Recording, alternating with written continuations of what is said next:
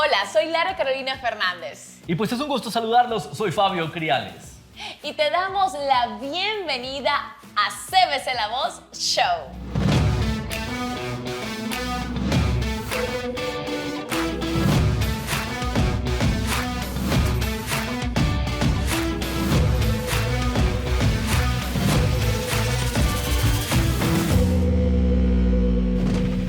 Estamos encantados porque hoy queremos acompañarte con muy buen contenido para que cuando termine el programa te sientas como nuevo, con nuevas fuerzas para salir adelante. Importantísimo, por eso estaremos hablando de cómo superar el dolor, incluso cuando estamos en posición de autoridad. Fíjense, esto nos permitirá bajar la guardia. Además tendremos a la psicóloga Débora Pedace, ella desde Argentina, pues nos hablará, nos educará acerca de la fatiga emocional y cómo podemos vencerla, Lara Carolina. Importantísimo este tema. También hablaremos de la importancia de tener una relación cercana a la iglesia y, por supuesto, trabajar juntos como una comunidad. Wow, eso te sonó muy bien, como una comunidad. Y también responderemos a una pregunta que hemos recibido frecuentemente en CBC La Voz, y es ¿por qué debemos ir al médico si es que Dios puede sanarnos? Ay. Okay. Bueno, ahora vamos a comenzar el programa con un invitado muy especial. ¿Quieres saber de quién se trata? Pues es el reconocido en el tema de la oración y se trata del pastor Andrés Corson.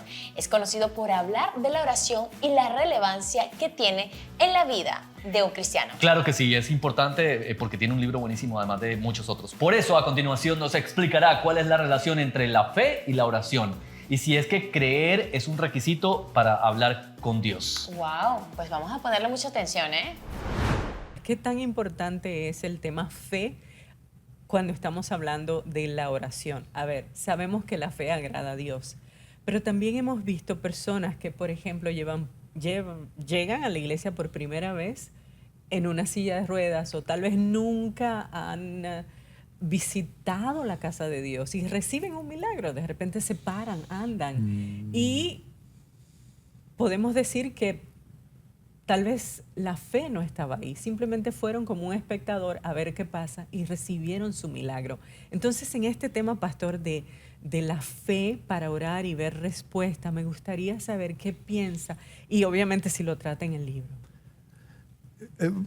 Cuando Jesús nos manda a predicar el Evangelio en Marcos, luego dice, estas señales seguirán la predicación, confirmarán el Evangelio.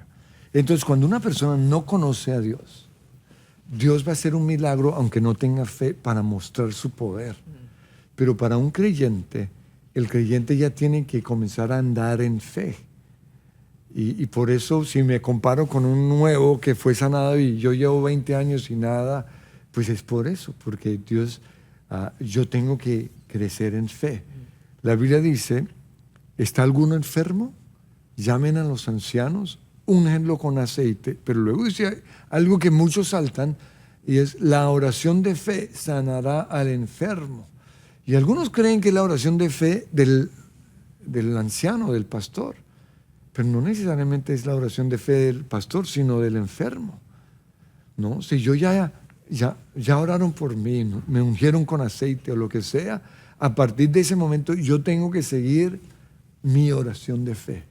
Y mi oración de fe es seguir creyendo que soy sano. Aunque, como dice la canción, aunque no lo pueda ver, sé que está sobrando. Y la parte que no traducieron en inglés, aunque no lo sienta, yo sé que estás conmigo. Entonces, ese es el andar en fe y puede tomar semanas, meses o años, como fue el caso de Abraham. Pero además de eso, a veces la sanidad no viene porque Dios quiere que hagamos algo. ¿No? Está la parte de Dios. La Biblia dice, Jesús ya llevó mis enfermedades en la cruz. Pero también, ¿qué estoy haciendo yo para el milagro? Porque a veces hay personas que están enfermas por su forma de comer, porque comen chicharrón, porque comen comida dañina, porque comen demasiado. Nosotros no estamos bajo la ley, pero por algo está la dieta bíblica en el Antiguo Testamento. Y ahí ahí nos muestra que el marrano hace daño. Y los peces que no tienen aleta, los langostinos y todo eso, pues son los marranos del mar. Y entonces yo sé que es delicioso, pero puede ser la raíz de muchas enfermedades. Yo sé que el Nuevo Testamento dice que podemos comer lo que sea con acción de gracias. Y si bebieren cosa mortífera, no les hará daño. Y creo totalmente eso, pero tampoco abusemos. Entonces es pedir, Señor, muéstrame si algo de lo que yo estoy comiendo me está haciendo daño. O sea, la oración no es en el nombre de Cristo solamente, sino también es hacerle preguntas al Señor. La falta de ejercicio. Este cuerpo fue hecho para caminar. En la antigüedad caminaban más de 10,000 pasos. Hoy la gente no camina más de 500. Después de la pandemia no caminan nada. Miren los gorditos que están después de la pandemia. ¿Pero por qué? Porque no caminan. El carro es de los peores inventos, porque antes uno tenía que caminar de un lugar a otro. Entonces, no solo se trata de orar, sino de, Señor, ¿qué está causando esta enfermedad en mí? A veces creemos que para los pastores y líderes es sencillo tener una relación con Dios y los demás, Fabio. Así es. Pero nada más lejos de la verdad. Y es que ellos, al igual que nosotros, son humanos que tienen luchas y pues muchísimos conflictos en todo lo que tiene que ver con su trayectoria. Así que cuando vemos a un pastor o líder sufrir por alguna situación, pues no debemos asumir que para ellos les va a resultar fácil sobreponerse. Un pastor a quien le tocó enfrentar una situación muy delicada y además dolorosa en su familia fue el pastor Ezequiel Fatore. Sí. Su padre se quitó la vida y esto marcó cómo Ezequiel ve el dolor y su posición en el pastorado. Ezequiel, un gran amigo de la casa. Así que presta atención a la siguiente entrevista, no nos la podemos perder porque lo que nos comparte de su vivencia es esencial para superar los momentos duros de la vida. Wow, claro que sí, vamos a escucharle. Creo que te tenés que volver un experto en eso. Y te lo pregunto como pastor porque hay gente que no dimensiona la parte humana del pastor. Claro. Y estoy hablando de ese pastor que también es humano. Es que creo que, porque vamos a hablar de dos tipos de dolores. Sí. ¿Sí? Si hablamos del dolor que a veces causa la función que uno cumple, la función pastoral, que obviamente al trabajar con gente siempre estás predispuesto a que la gente te haga de lo mejor y también de que a veces no. Claro. Creo que en eso uno tiene que aprender a ser un perdonador compulsivo. Ok, me gusta ese término. Había un humorista en Argentina que él decía que cuando se iba de tour, él no se permitía recibir malas noticias. Ok. Dice, porque yo tengo que hacer reír a la gente. Dice, el día que me deprimo, ya no puedo hacer reír a los demás. Wow. Y yo aprendí que pasa lo mismo conmigo. El día que me hiero, ya no puedo amar a las personas, y el día que dejo de poder amar a las personas, ya no puedo seguir haciendo lo que hago. Wow. Es muy interesante esa perspectiva, ¿no? Entonces, por eso te digo, desde el lado pastoral como del día a día eso. Desde el otro, desde el lado humano de aquellas cosas que te pasan personalmente, Sí. creo que primero es entender de que primero soy humano. Porque alguna vez, cuando fue el suicidio de mi papá hace 4 años atrás, Sí. una persona con muy buen corazón me dijo, wow, Dios va a usar esto para que ayudes a muchas personas. Y entiendo de dónde viene. Claro. Pero yo entendí que yo primero necesitaba ayudarme a mí.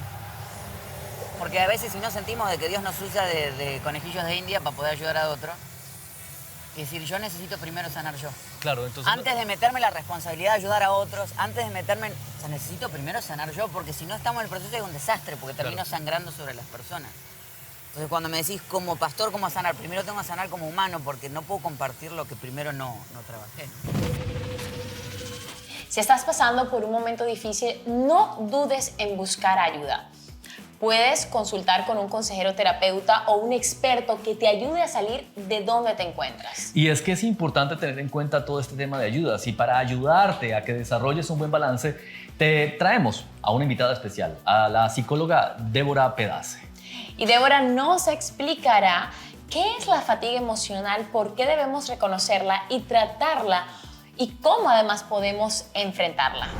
Cuando en psicología hablamos de fatiga emocional, nos referimos a un agotamiento mental que está relacionado de forma directa con los síntomas prolongados de estrés, ansiedad y depresión. O sea, siempre cuando una fatiga emocional se estira en el tiempo, es la antesala, si uno no la trabaja, si uno no descansa, si uno no hace lo que vamos a decir más adelante de las herramientas, desemboca inevitablemente en estos tres grandes círculos que tanto están de moda hoy, que es el estrés, la ansiedad y la depresión. Es inevitable que una persona, no sé si a ustedes les pasa cuando están, no sé si alguna vez les pasó, quizás lo van a vivir más cuando sean papás, que hay noches que no van a poder dormir, o más sus esposas lo van a vivir, que estás tan cansado que llorás, o sea, no podés más, es un cansancio que decir, te sentás Sí, y no me- llorás porque no podés más. Gracias No por me la buena hizo, onda. sí, igual no me hizo falta ser papá para llorar del cansancio, ya me ha pasado.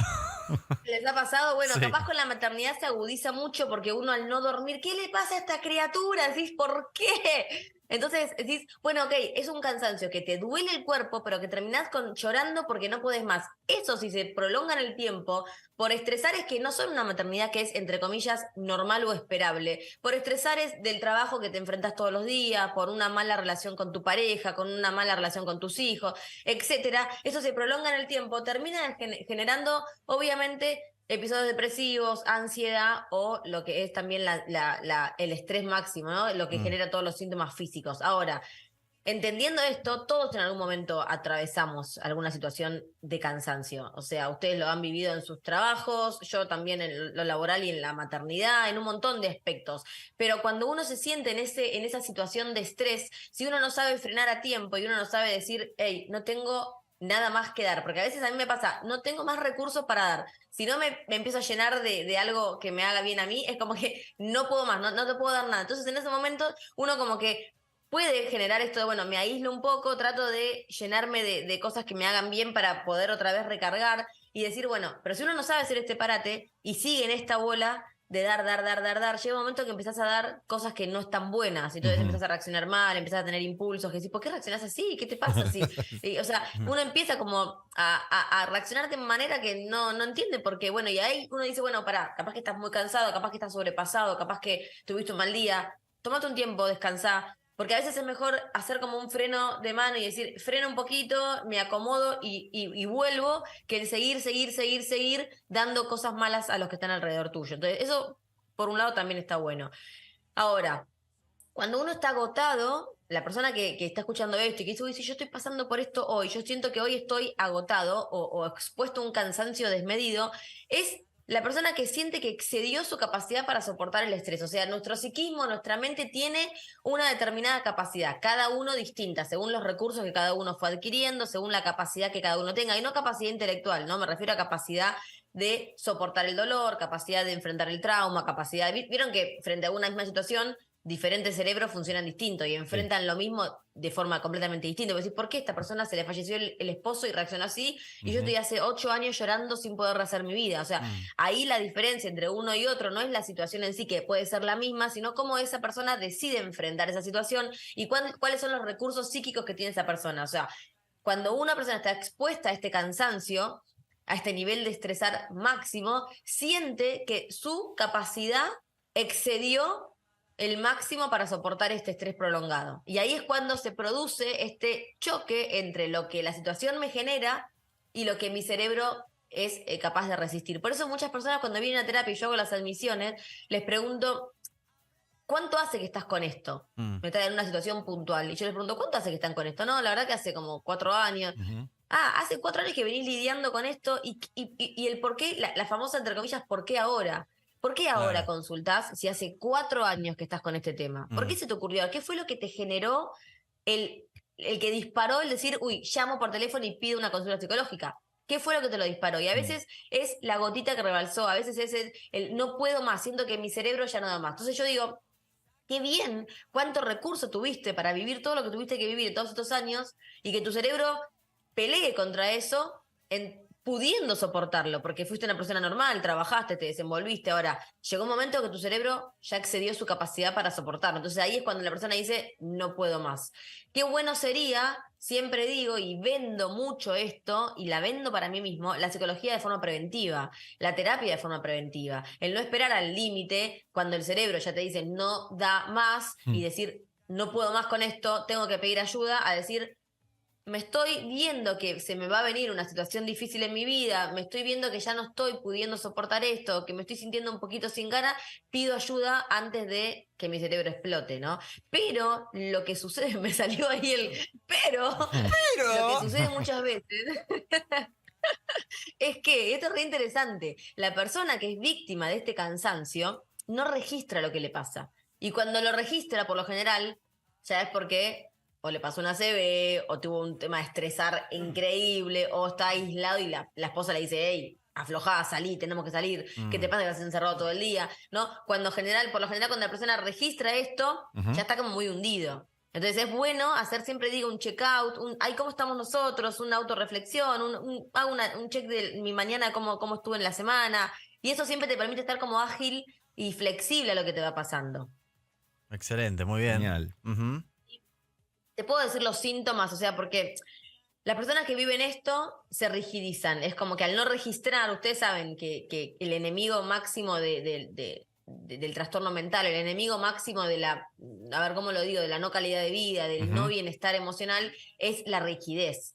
Cuando algo es, no sé, yo lo comparo mucho con una jarra que tengo de cristal que me regalaron cuando me casé y le tengo a mis hijos prohibido usar esa jarra, porque es una jarra tan delicada que si le ponen jugo, la llevan de acá para allá y se me llega a romper, se cae al piso, se quiebra en mil pedazos. Usen la de plástico, que si se cae la de melamina, no pasa nada, la levantamos y seguimos, ¿no? Entonces, el que es rígido, la persona que es inflexible a los cambios, la persona que es como esa jarra de cristal, cualquier cosita que le hagan, o cualquier maniobra distinta a la que la persona está acostumbrada, se quiebra. Y es mucho más difícil quebrar eso que doblar un plástico y volver a enderezar con un poco de fuego, el poder, como no, maniobrarlo un poco. Entonces siempre digo, la flexibilidad es lo más importante para poder ser personas con salud mental equilibrada, te diría, no sanas del todo, porque nadie creo que es sano del todo, pero con un poquito de equilibrio mental. Claro. Ahora, las personas que no tienen esto y son rígidas, no registran lo que le pasa, no pueden conectar con lo emocional, no pueden decir, sí, estoy cansado, no pueden encontrar el motivo, no encuentran las causas, por lo general tienen ciertas características como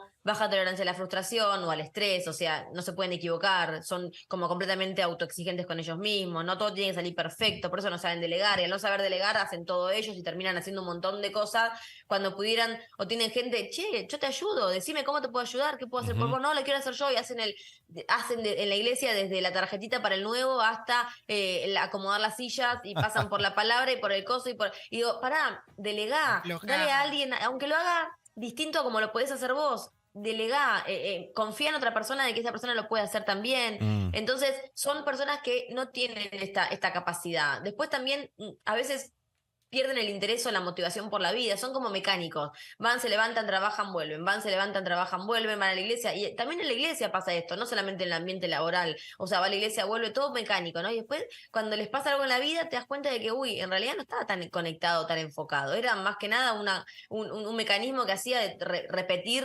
levantarse y repetir y siempre hacer lo mismo. Entonces, la energía, la motivación, la alegría, termina como en un punto perdiéndose. Lo hago de forma mecánica porque es lo que tengo que hacer. Y si quieres ver el segmento completo, visita nuestro canal Enlace Plus, así de sencillo, y también nuestra página web cbsalavoz.com y en todas nuestras redes sociales, porque todo el material es gratuito y disponible para cuando ustedes lo quieran consultar. ¡Qué rapidez, señores, y agilidad! En el siguiente segmento tenemos a Sergio Valerga. Él es pastor y escritor del libro Relacional, en donde enfatiza el rol de la iglesia como comunidad. Y es que la iglesia, bueno, qué lindo es hablar de la iglesia. Es un lugar en donde se crean relaciones, no solo es un lugar para recibir, sino también, por supuesto, para dar. Y esto es porque todos somos el cuerpo de Cristo y no podemos trabajar juntos si es que no nos relacionamos.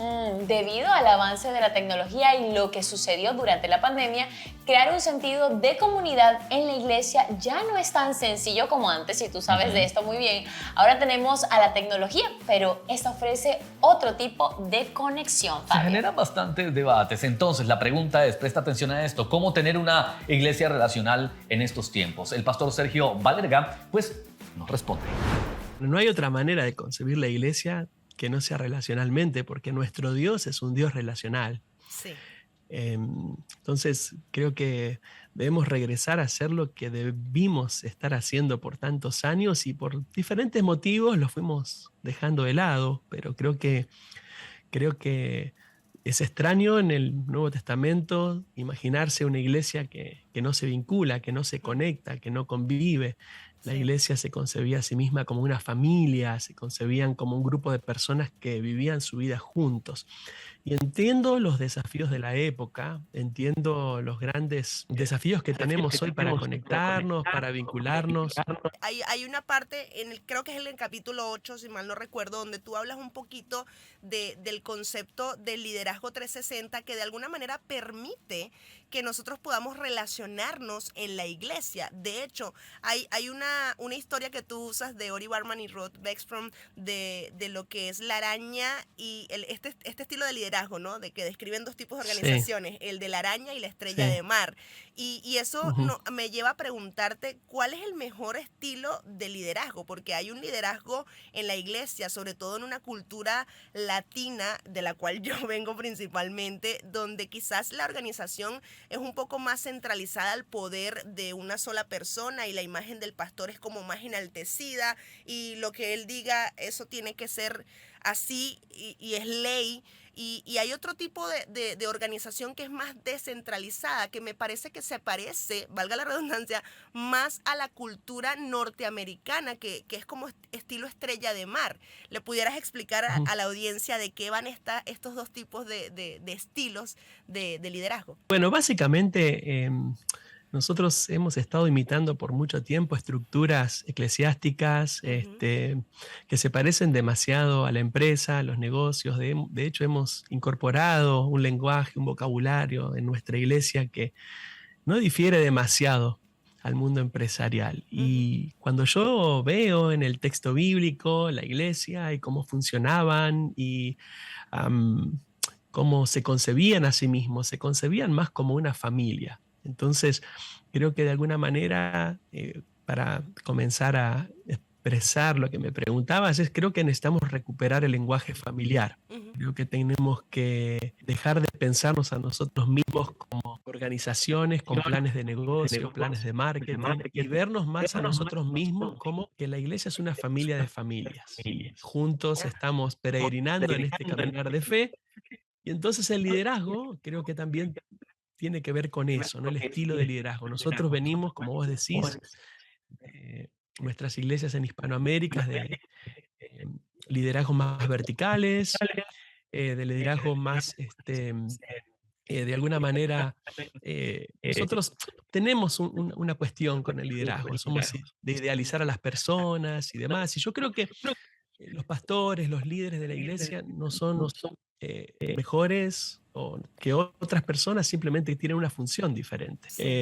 Yo he servido como pastor ya por 10 años y entiendo que mi función es diferente a lo mejor al resto de la congregación, pero eso no significa que mi valor delante de Dios, mi dignidad delante de Dios, de las personas de la iglesia es diferente. Tenemos roles diferentes, pero eso no significa que seamos diferentes. Entonces, cuando te concebís como una familia obviamente está el papá, la mamá, el abuelo, el tío.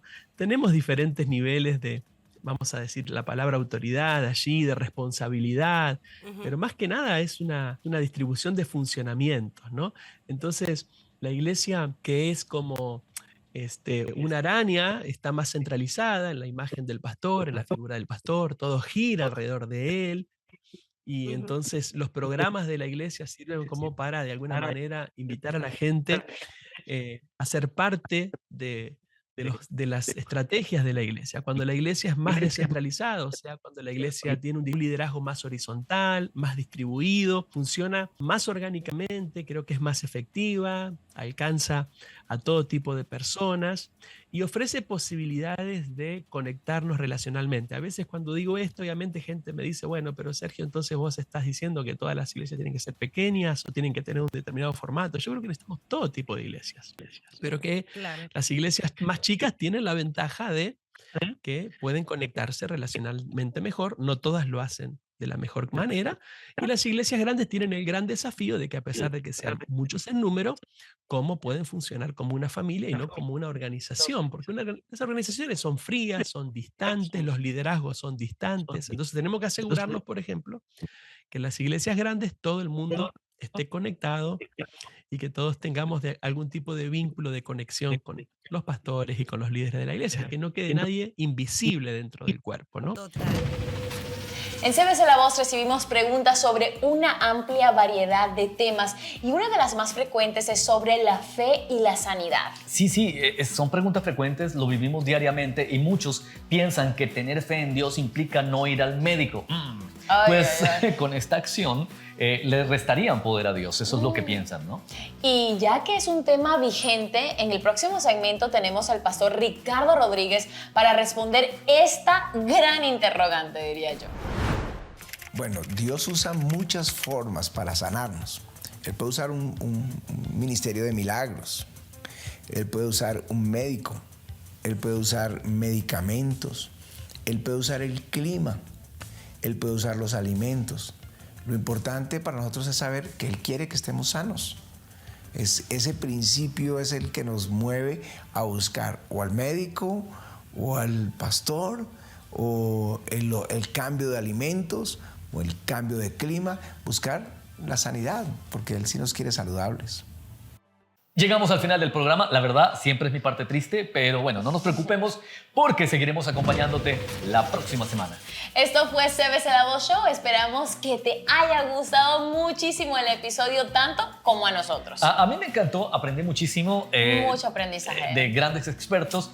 Y si es así, escríbenos y cuéntanos a través de cbclavoz.com o en nuestras redes sociales. Estaremos atentos a todos los comentarios que nos quieras enviar. Claro que sí, nos vemos en el siguiente episodio y te esperamos en las redes. @CBC La Voz. ¡Chao! ¡Chao!